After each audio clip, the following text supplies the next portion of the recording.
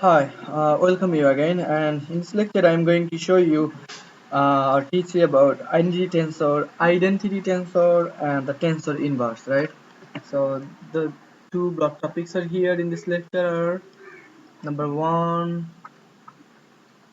identity tensor, identity tensor, and inverse tensor, right? So what is identity tensor?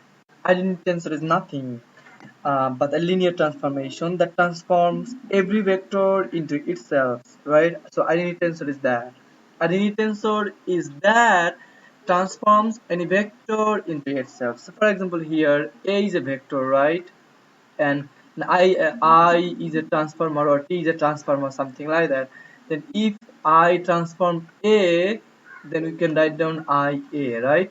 Or then if we transform A into itself, that means A, then I is called identity tensor. So identity tensor. So in particular, so we can write down here identity tensor. Identity tensor E1 equal to E1. We know very well it's the same, right? The same way we can write identity tensor I2 equal to E2 and I3 equal to E3. That's the components of, if you find out its components or something like that, then how we can do that? So identity tensor Ij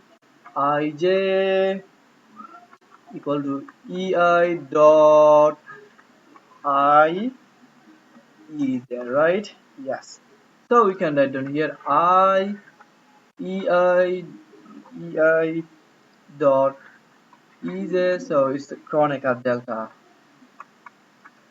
So Kronecker delta is identity tensor? Yes, Kronecker delta is identity tensor, because we have already seen in the previous lectures that if some vectors are multiplied by the Kronecker delta, then the multiplication results, or the result will be the same as the tensor we multiplied by Kronecker delta. So what is the identity tensor? Identity tensor is nothing but the Kronecker delta. So Kronecker delta Ij. So here Ij. So what is that? It is the same 1 0 0 0 1 0 0 1 0 and 1 set. So identity tensor. So you can, so it is obvious that the identity matrix is the matrix of I for all rectangular Cartesian coordinate, and that, so we can write down here, say we can also know that if ta equal to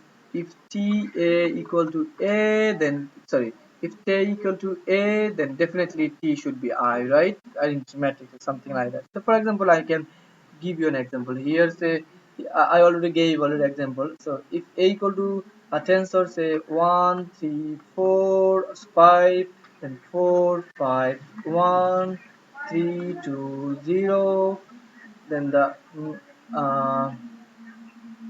then if you multiply a with identity tensor or Kronecker delta, then we get um, 1 3 5 4 5 1 and 3 2 0 with the Kronecker delta or identity matrix, uh, 1 0 0 0 1 0 0 0 1, then we'll get the same result 1 3 5 4 5 1 and 3 2 0. So we have got the same as A. So Kronecker delta is identity matrix or identity tensor or something like that. So it's the A, right?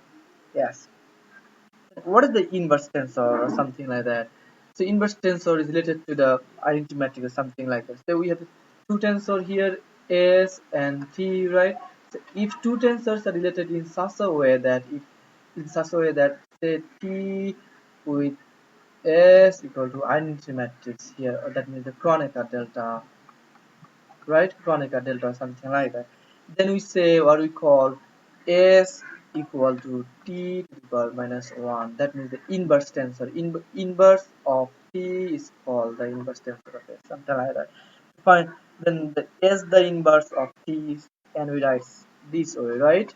is the inverse of T. To find the components of the inverse of a tensor T, to find the inverse of the matrix T from the study of matrices, we know, so it's very easy. So inverse of, say for example, inverse of T, uh, the matrix, if it times T, then it must be shown here identity matrix or something like that. So it's very easy. So it's very easy or something. In tensor we write down here T inverse, and T is the identity matrix, identity matrix or something like that. Yeah. See, if we have transpose or something like that, T to the power transpose an identity matrix, identity of that is equal to the T to the power minus 1 is transpose T. So something like this, so easy and something like, you know very well, if we have matrix background, say Ts to the power inverse minus 1 equal to S to the power minus S inverse and T inverse is 1. Yeah.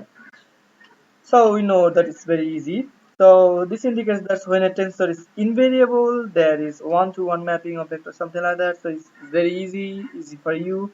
So you can do that.